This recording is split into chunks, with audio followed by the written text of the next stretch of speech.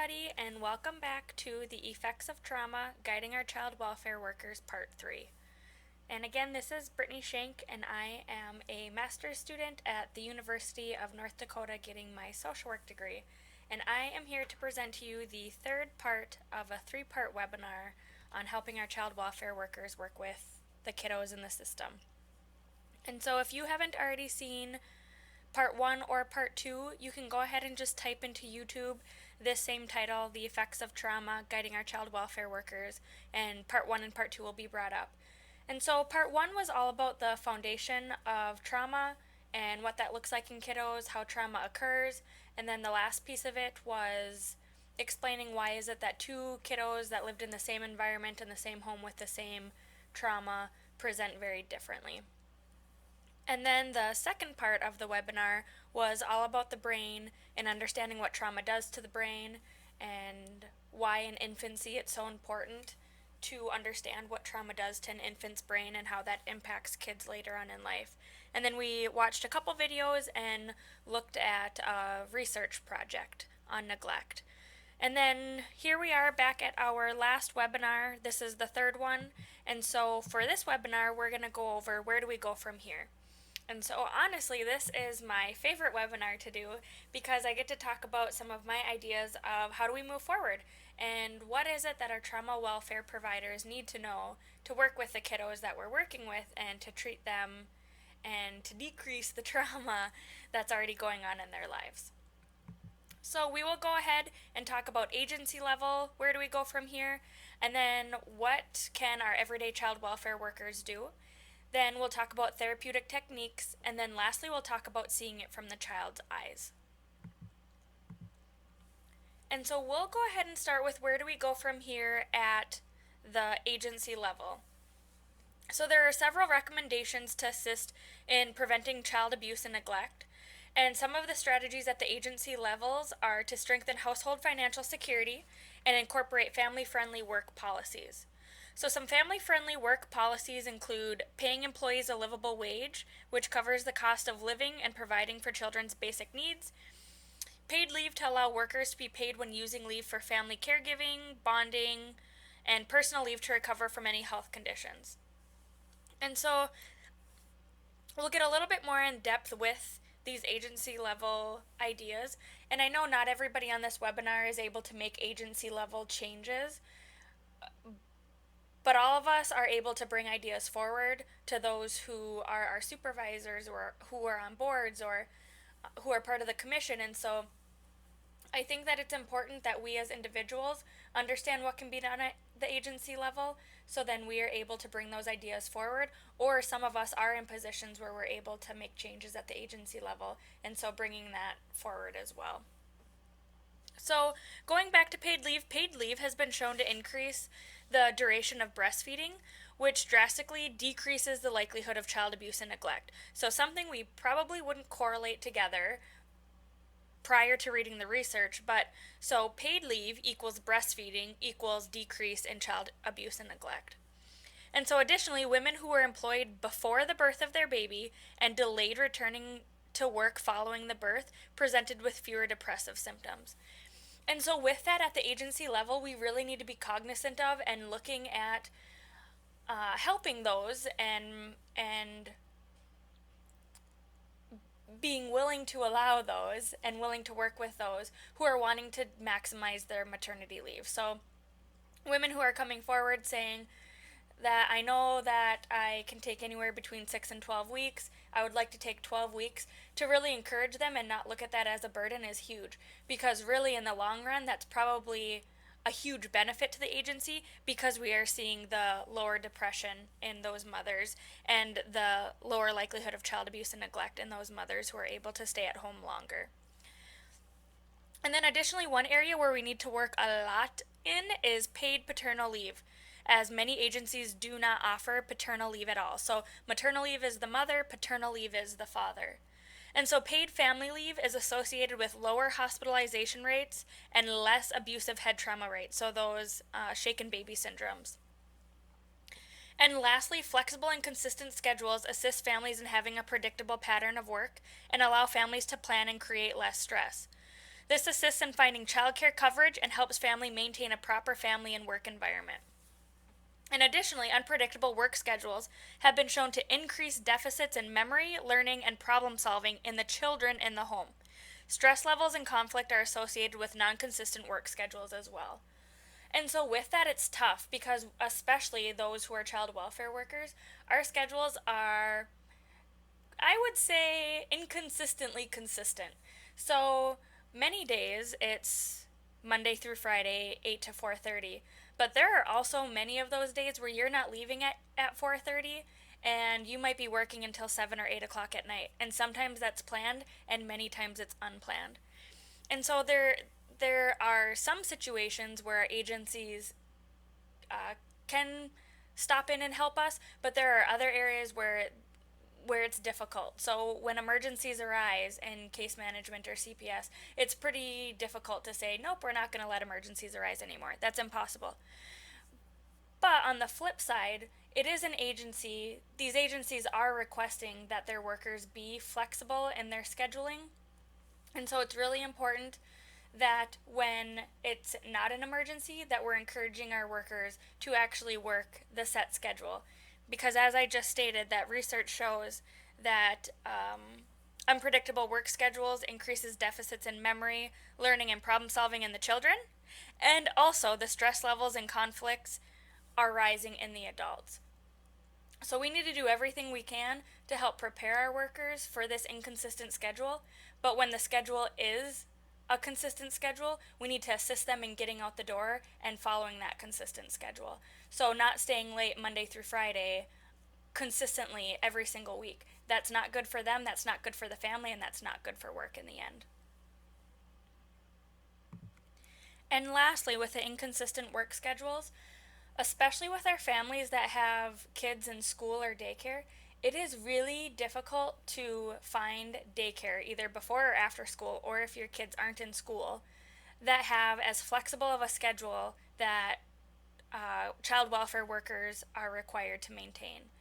And so if the county has any way to provide childcare for their workers, I know that some counties actually provide childcare at the county for their workers, which is more flexible than a regular daycare in the community or childcare center in the community. If the agency can get creative with ways to assist their workers in finding childcare that is flexible, that is a huge burden on our child welfare workers, And also it's a way to give back something that you're really requesting of your workers to give to the agency. As many of the workers are paying extra for their kids being at daycare later than they're supposed to be.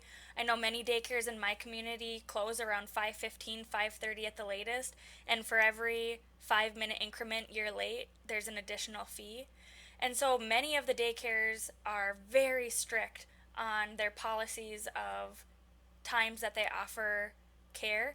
And so if there's anything our counties can do to assist the workers with that, it would be a huge benefit to the worker, and I'm sure exponentially it would show a benefit and a higher morale in the environment, in the work environment. And there's a lot of research out there that actually shows that work productivity goes up, morale of the environment goes up, and many other things that I could do a whole nother webinar on when agencies provide childcare for their workers.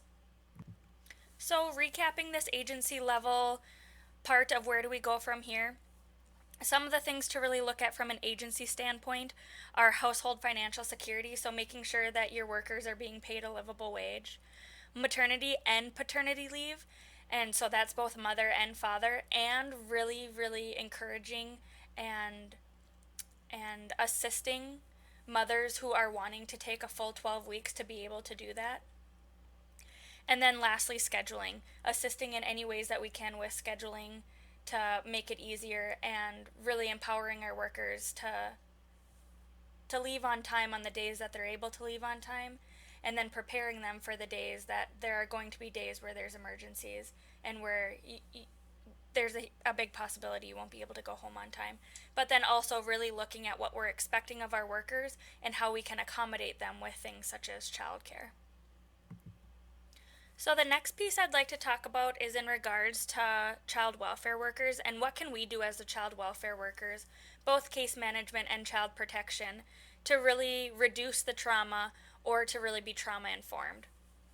And so child welfare workers obviously play a key role in identifying the traumatic situations and can assist in decreasing the trauma. And so some examples of what could be done to reduce trauma are to identify a placement option prior to removing the child from their home. And so this is mostly on the CPS side or the child protection side, but also rolls over onto the case management side. So if we know that we're going to be removing a kiddo from the home or removing a kiddo from foster care, we really should try and have a placement option lined up prior to going and picking up that child. And so I know there are circumstances where this can't happen, and there are circumstances where this has happened to me where the child's in the office while we're trying to find placement for him. And so it can almost feel like you are selling an object when you are trying to find placement for a child. You're describing them, you're talking about all the great things about them, you're talking about all the negative things of them, and then saying, do you think you guys could take this placement? And so those are pretty awful things for a child who's already endured a significant amount of trauma, and children who haven't endured any trauma, to have to listen to that and to almost feel like an object that's, being sold, and are they good enough for that home or not good enough for that home. And so I think it's really important that we find that placement prior to picking up the child, and if it can't be done prior to picking up the child, then we really need to find a child-friendly area for that kiddo to hang out and play games and do whatever it is that they need to do as a child while we're kind of doing the adult things in another room. And so that leads into my next point of separate adult issues versus child issues.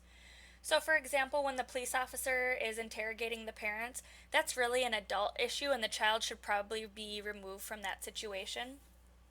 And then additionally, like I said, with talking on the phone with foster parents to find placement, that's really an adult issue that the child shouldn't have to listen to. And so really thinking outside the box on what's a child issue and what's an adult issue. And oftentimes I've heard people say before, oh, they've lived in this home for X amount of years, they've already heard it before. Just because they've heard it before doesn't mean it's right for them to hear it now. And so I always try to picture it as if this were my child, would I want them listening to this conversation or not? And so really thinking clearly about, should this child be in the room or should this child be somewhere playing and doing what kids their age should be doing? And so the next piece is to gather familiar items. So once a child's removed from their home, gather any items that they can take with them and really talk in depth about what do their schedules look like? What's their bedtime? What's their eating time? So you might have a kiddo who has your traditional eating times of they wake up, they eat breakfast at 8, lunch at noon, and supper at 5. Or you might have a kiddo who's used to waking up at 11, eating lunch at 2, and supper at 8, and going to bed at midnight. And so those are really important things to understand, because if you're removing a child from a traumatic situation, you're removing them from their home, you're removing them from their family, you're removing them from everything that's normal to them.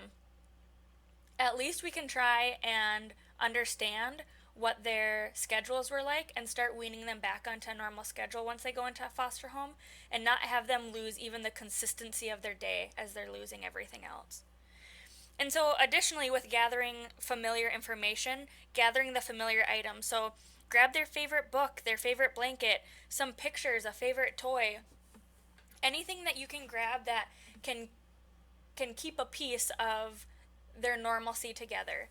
And so this situation has actually happened to me where I oftentimes assume that just we'll go back and get it. When things calm down, we'll go back and we'll grab those special items. We'll go back and grab whatever it is that they need. Just let's get in, let's get out, and let's move forward and kind of get out of this situation.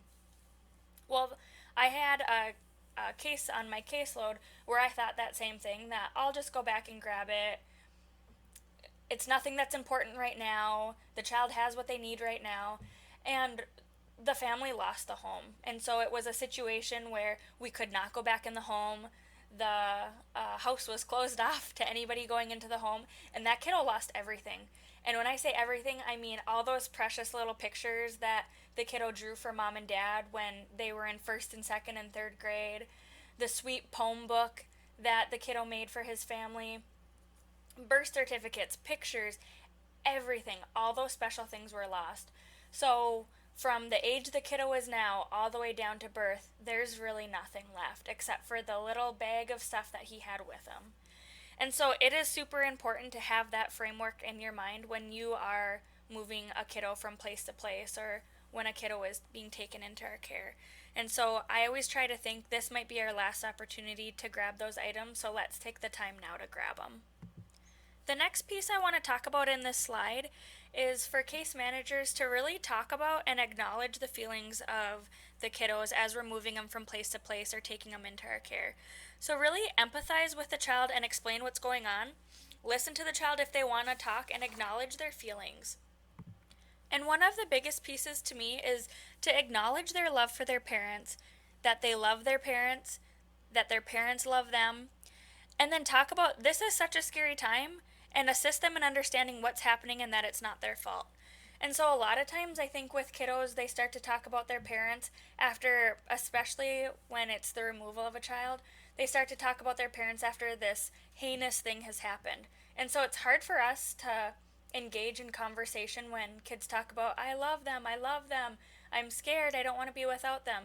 I think it's really easy to say, mommy and daddy did something very scary, and, that's okay, but also acknowledging, what, I know you love mommy and daddy love you so much too, and so we just need to keep everybody safe right now.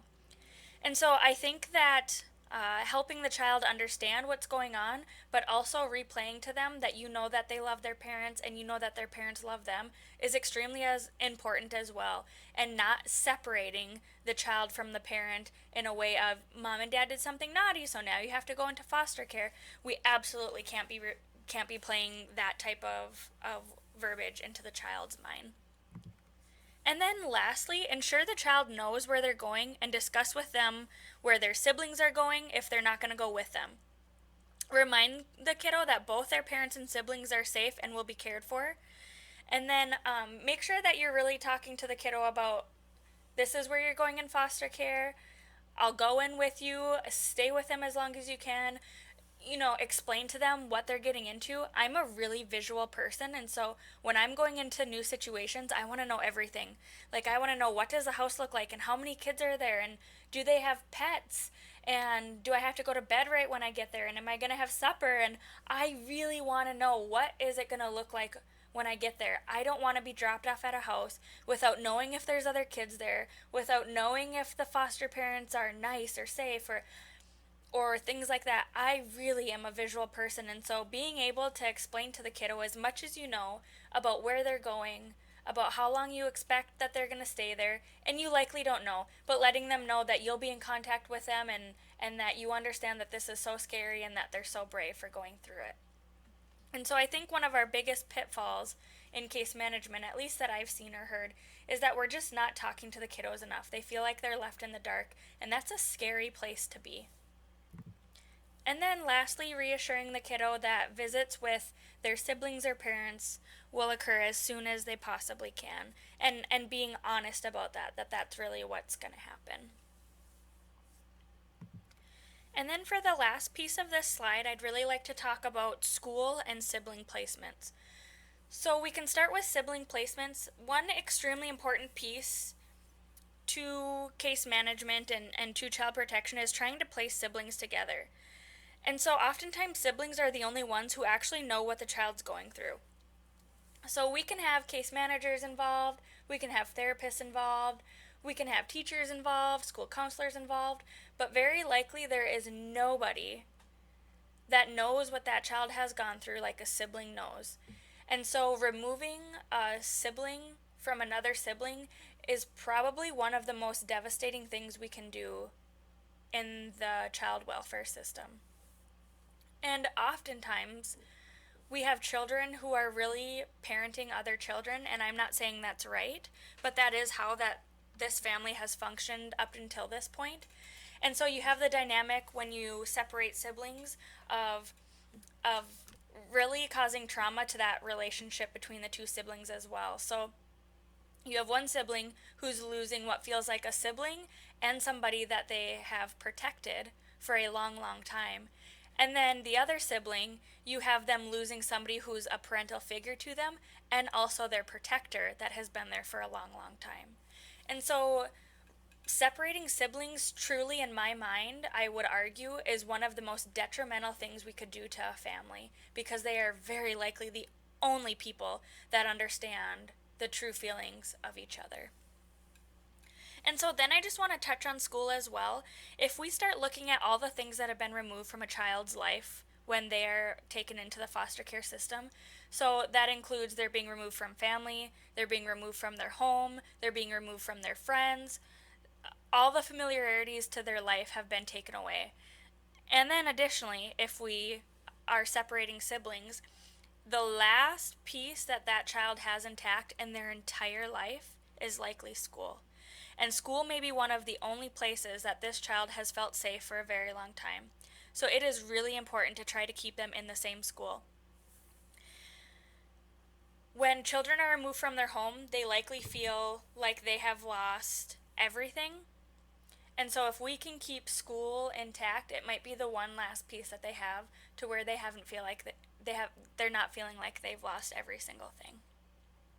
And additionally, this is an opportunity for us to keep something consistent in their lives. Okay, so from that, we understand what we can do at an agency level and the child welfare workers level. I want to go ahead and talk about understanding our resources. I think one of the biggest pieces of understanding our resources is understanding what to look for to get to these resources. And so especially in kiddos that have trauma, it's really important to understand what trauma looks like. And we talked about that a little bit in the beginning.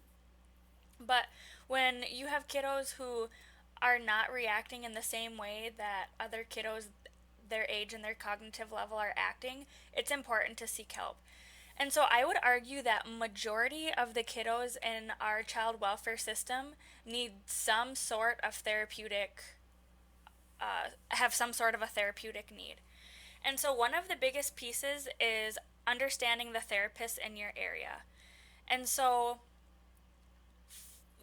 the community that I live in has a wide variety of resources, and it's important to know what each resource offers. So for example, there are probably hundreds of therapists in our community. There are not many therapists that work directly with kiddos, and then there's an even fewer number of therapists that work specifically with kiddos who have been through trauma. And so the first piece of it is to find who are the therapists in your area and what are their specialty. And then the next piece is credentialing. And so we'll talk a little bit more about credentialing, but credentialing to me is very similar to those who are familiar with social work degrees and licensure levels. So you can go and get your social work degree, your bachelor's degree, and have a bachelor's in social work. And then the next level would be to get your license as a social worker.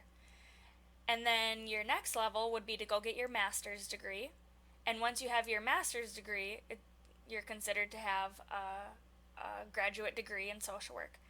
And then you move on and you can get your, in the state of North Dakota, your LCSW, so that's a test you take after you get your master's, and then you can move on and get your LICSW, which is another test, additional hours. And so that's a huge continuum of credentialing, and it's important to understand at what level does each credential mean something. And it's the same with your therapist. There are many different therapeutic techniques that can be used, and there are many different levels of credentialing. And so I'm going to discuss a couple different therapeutic techniques and the credentialing with them, just to help you understand when you're looking for a therapist what to look for in these therapeutic areas. And then lastly, I want to talk about finding the right fit. Research tells us over and over and over and over again that the therapeutic technique that's used means nothing if there's not a relationship with the client. And so you could use the most evidence-based research, the most evidence-based therapeutic technique, and if there's no relationship with the client, it likely will be ineffective. And so one of the biggest pieces as a case manager is finding the right fit with your client. And so finding somebody who's relatable and who your client can feel comfortable with and create a relationship with. And so we'll move on to the first therapeutic technique that I want to talk about. This is trauma-focused cognitive behavioral therapy. And so this is a therapeutic technique that is evidence-based, and it treats children and adolescents who have been exposed to sexual abuse, domestic violence, loss, and any other traumatic event. And so trauma-focused cognitive behavioral therapy is also called TF-CBT for short, and it's typically offered in 12 to 18 sessions in an outpatient setting.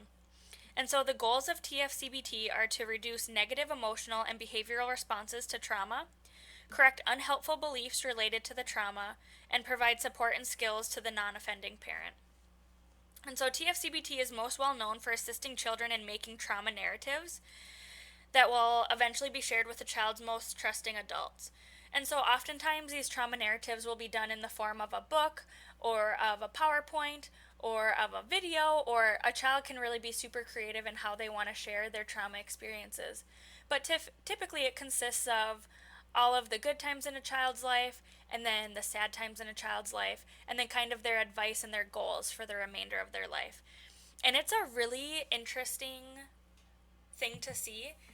In my internship, I work underneath a therapist who specializes in TF-CBT, and so I've been able to see many different trauma stories from kids of all different ages, and it is so cool to see them work through it. It's really interesting to see, while they're creating this trauma story, the anxiety and the behaviors that you see while they're creating it, because their anxiety really is amped up and they don't know how to cope with the feelings quite yet. And by the time that they finish their trauma story, typically their anxiety is super low. It's just like reading another story. They get to have a graduation with their most trusted adults, like I said, that attend the graduation, and they read their trauma story to all of those safe adults in the room. And so it is really, really, really cool to see children heal through TF-CBT and to see what TF-CBT does for children. And so several studies have found TF-CBT to be effective in reducing symptoms of PTSD, depression, and behavioral difficulties. And also TF-CBT has been shown to decrease intrusive thoughts, reduce anxiety, depression, disassociation, behavioral problems, sexualized behavior, and trauma-related shame. And then lastly, TF-CBT has been shown to increase interpersonal trust, assist in developing interpersonal safety skills, and help the child become more prepared to cope with trauma reminders throughout their life. And so one of the things I have heard of and seen during my internship is this thought about, and we talked about it in the second webinar, but this thought about children dissociating. And a lot of times we see children kind of like stare, especially infants, stare off into space. And you'll see it in young kiddos 2 to 3 years old, where they just kind of stare off, and it's like you kind of like want to wave your hand in front of their face, like, hello, is anybody there? And they're just kind of staring. And so a lot of times we call that dissociation, and it's actually a response to trauma. And so if you're seeing some of your kiddos with some of those behaviors, then it's definitely time to get them in for an assessment to see if they need to have their trauma worked on. And TF-CBT is something that is used mostly in kids between the ages of 3 and 18. But there are other things that can be done with those kiddos who are younger than that. And there are a lot of trauma signs and symptoms that can be assessed in those earlier ages, not using TF-CBT, but using some other therapeutic interventions. So if you have kiddos who are displaying some of the behaviors where they're disassociating, or they're kind of running to random caregivers, attaching to people who are just there for an hour, having those behaviors where they're tantruming for long periods of time, not able to make eye contact, really stiffen to touch, things like that. I mean, those are all kind of trauma signs. And so as case managers or as people working with children who have endured trauma, those are all really good things to look for. And you don't necessarily need to know what to do with them, other than those are your cues that they really need to go in for an assessment. And so going back to TF-CBT, one of the things that I have at the bottom of this with some asterisks is medication isn't working, might be trauma. And so I have seen several times where kiddos are especially on medication for ADHD, but there are other things as well, where we just keep upping their medication because it's not working. And oftentimes we'll see an increase of medication to the max increase, and then we say, oh, the medication's not working, we're going to have to try a new medication. And so if you have kiddos on your caseload where that's happening to them, where we're just upping their medication, switching medication, maybe it's not a medication issue and it might be a trauma issue. And so those are really good things to bring up to a therapist who's certified in TF-CBT. And so on the right side of the page, I have the national accreditation standards for TF-CBT. So this is just like that continuum I talked about with bachelor's degrees in social work and master's degrees in social work, and then your licensing levels. There are a wide variety of levels that somebody can have been trained and understand TF-CBT.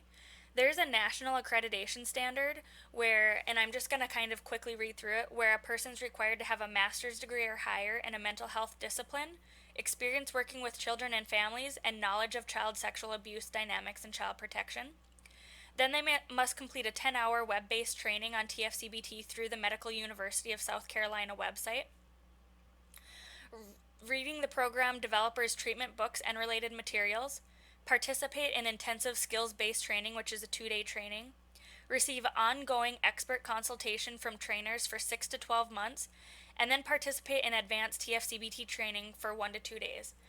The last step is to take a test, and then after you've passed that test, your name can be placed on the National Accreditation website. And so I'm going to pull that website up so you guys can see what that looks like and how to search for somebody who's nationally accredited in trauma-focused cognitive behavioral therapy in your area. Okay, so this is the website. It's tfcbt.org. And if you go ahead and go down here to find a certified therapist, it will bring up this almost like a spreadsheet. Oops, scroll down too far. Almost like a spreadsheet where up here you can sort by state, province. And so I'm in North Dakota, so I had just typed in North Dakota. And so it brings up the people who are nationally accredited or nationally certified in North Dakota in TF-CBT. And so in the whole state, there's 7 people in the entire state, and it looks like 3 of them in the area that I'm in. And so it provides for you their name, their area where they work, a phone number, and an email address. And so you are able to contact them to make appointments or whatever it is that you need, or to email them. But this is probably the best way to go about finding those individuals who have gone through that extensive list to be TF-CBT nationally certified. And I think it's really important to understand the certification level of the therapist that you're working with and that you're referring to. And so in things like TF-CBT, there are a lot of people who say that they're trauma trained, trauma informed, things like that. That's a very different verbiage than being nationally accredited in TF-CBT. And so those are things to really look for in that education level. And there's not one that's better than the other, but it's at least knowing to what level and to what degree does this person know TF-CBT. So we will move on to PCIT, parent-child interaction therapy. And so this is a really cool therapeutic technique that I have also had the ability to see through my internship. And so PCIT is a therapeutic technique that utilizes 14 to 20 sessions, and it's really based on attachment theory and social learning. And so this is for children ages 2 to 7. I have heard of therapists who do more like a 3 to 9 or 3 to 11 range, but research says that it's best with children aged 2 to 7. And then one of the greatest pieces of PCIT is that research tells us that parents who have previously been physically abusive are significantly less likely to physically abuse again following the PCIT intervention. And additionally, following the PCIT intervention, children experience a significant decrease in externalizing behavior along with sexually concerning behavior. And so like I said, have been able to witness PCIT firsthand while watching somebody who is certified in it teach the parents it. And so PCIT is a therapeutic intervention that's taught in two different phases. And so phase 1 is the child-directed piece, and phase 2 is the parent-directed piece. And so phase 1 is all about teaching parents how to provide to the child positive interaction, and how to speak to the child in non-directive ways, and how to encourage the child. And it's really a piece that brings the child up and promotes the child and the parent's attachment to each other. The second phase of PCIT is the parent-directed portion of it. And so this is the portion of it where children learn how to accept commands from the parent, and parents learn how to be consistent in the way that they follow through with these commands. So part of the second phase of PCIT is teaching parents how to put children on timeout consistently, how to get children to follow through with timeouts consistently. And PCIT, the second phase of it, they do most of it in the office, but they get to a phase where they go into their home, and also they go into the community. So if parents and kiddos are having a tough time with going out to eat, then the therapist will go out to eat with them. If they have a tough time going to the grocery store, then the therapist will go to the grocery store while utilizing these skills. And probably my favorite part about PCIT is that it's worked in a way where the parent and the child are in a room together, and the therapist is in another room watching through a mirror that only the therapist can see into. And the therapist wears a headphone, and the parents in the room wear a headphone as well. So the therapist is actually directing and telling the parents exactly what to do and what to say, and that goes back to the consistency of PCIT. The foundation of PCIT is really based upon consistency in our words and our actions with our kids. And so by doing this, by having the therapist in a different room and the parents in the room with the child, it really gives all the power back to the parent and doesn't give the power to the therapist. And that's pretty cool. And I don't know of any other technique with kiddos where that's the case, where the parent is the only one in the room with the child and is giving the commands, and the therapist is outside of the room. And so that is a really cool process to see, and has been so successful with kiddos and parents, and especially with parents who have troubles with being consistent and following through with discipline and things like that. So with that, we are going to go ahead and go to the next slide on attachment theory. And so attachment theory I have used quite a bit in my internship, especially with kiddos 3 and under. But so attachment theory tells us that children have a need to attach to at least one primary caregiver. And research shows us over and over and over again that for kiddos to be successful, they need this attachment to at least one primary caregiver. And so the way that we attach caregivers to children is we get the caregivers to respond to child's needs. And so this creates a lasting psychological connectedness between human beings. And so especially in my internship, a lot of things that we look at are things like eye contact, referencing, separation anxiety, and stranger anxiety. And so some of the stuff that we look at are when kids come into our office with their caregiver or with their foster parent or whoever their safe adult is. When they come into our office, are they just running around playing, never making eye contact, and never referencing their adult? And so referencing their adult means that kids oftentimes play, and they're busy and they play, and then they look back to make sure that adult is there. And then they play and they play and they play, and they look back to make sure the adult is there. And kiddos too like to create things or build things or do things and then look at that caregiver for their response. So they're playing with Legos, and they did it, and they look at their caregiver, I did it, and the caregiver, you did it. But kiddos who aren't attached, they don't do that. They just play and play and play and play, and it's as if that caregiver isn't in the room, and it doesn't matter that they're in the room or if they're not in the room. These kiddos are just so used to it being them and only them and not relying on other people. And so that's really what we look at with the referencing and the eye contact.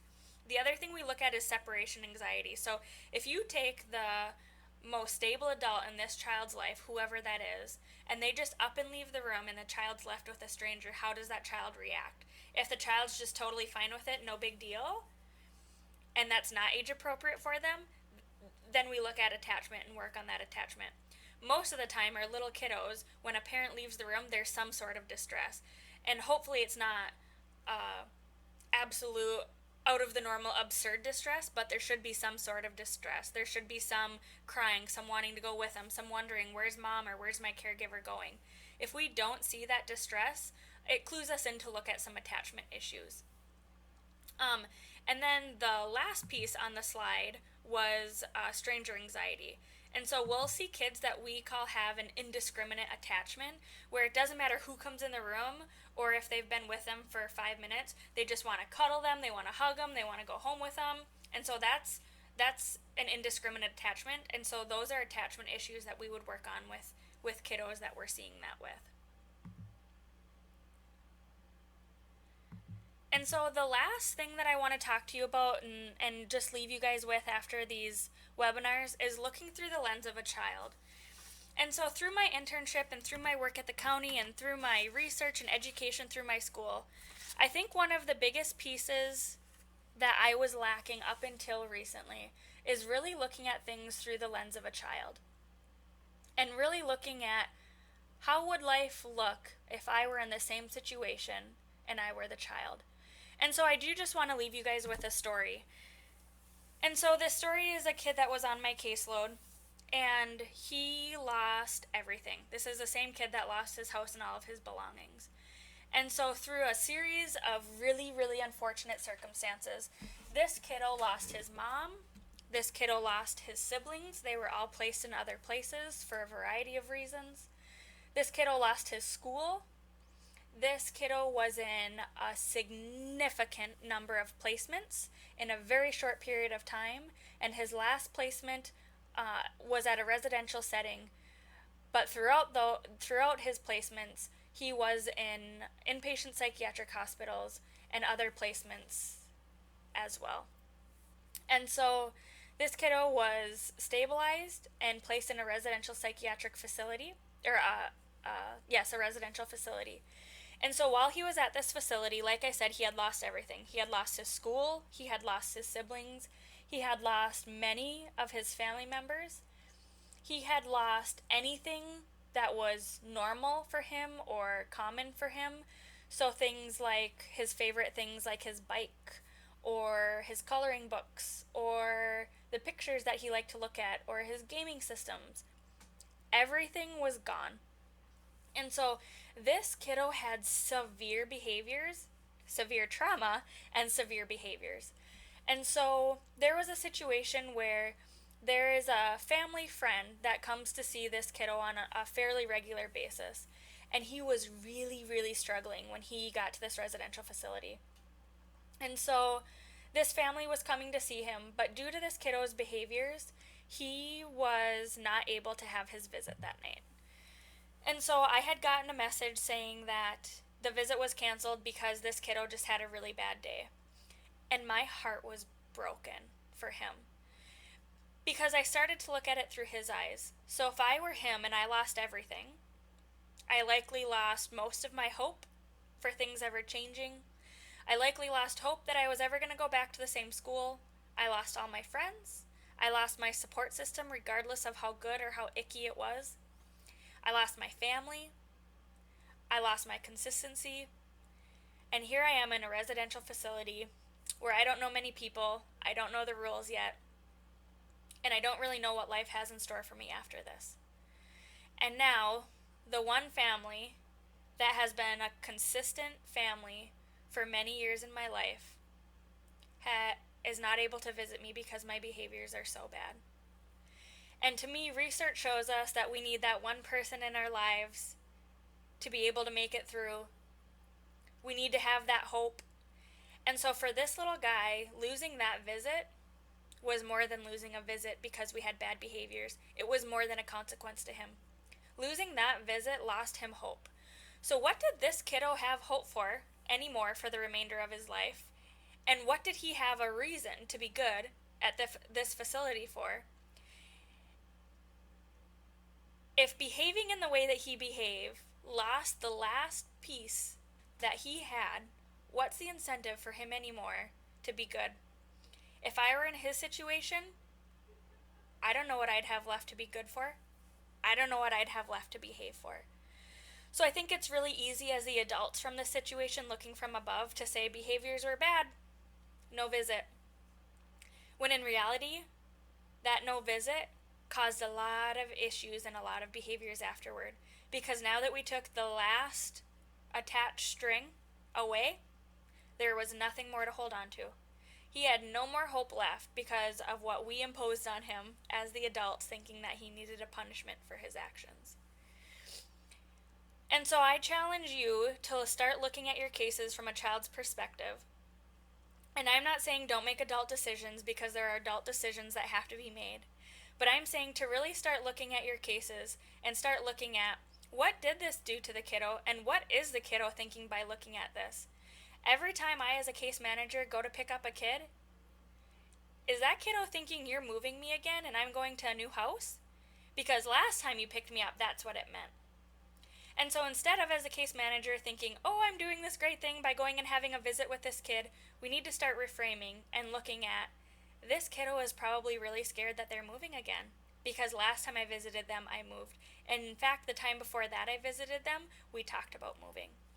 And so I challenge you guys, as the case managers on these cases, or as the CPS workers, or as child care providers, or as birth parents or foster parents who are working with kiddos who have endured trauma, I challenge you to start looking at things from a child's perspective. And I think that we as a society will start doing things a little bit differently when we start to look at a child's perspective on these cases. And so I just want to say that I thank you guys so much again for listening to these webinars. I know this one got super long, but I hope it was helpful. And I will pull up the slide again with my email address so you guys can have my contact information if you guys have any questions or suggestions, or if you guys want to tell me what you liked or disliked. I would greatly appreciate any feedback that you guys have. Thank you guys so much. Take care, keep our kiddos safe, and I hope that this webinar has helped you to really work with our kiddos with trauma and reducing some of the trauma and knowing what to do when we have kiddos on our caseload or kiddos in our life that have been enduring some significant stuff. Thank you.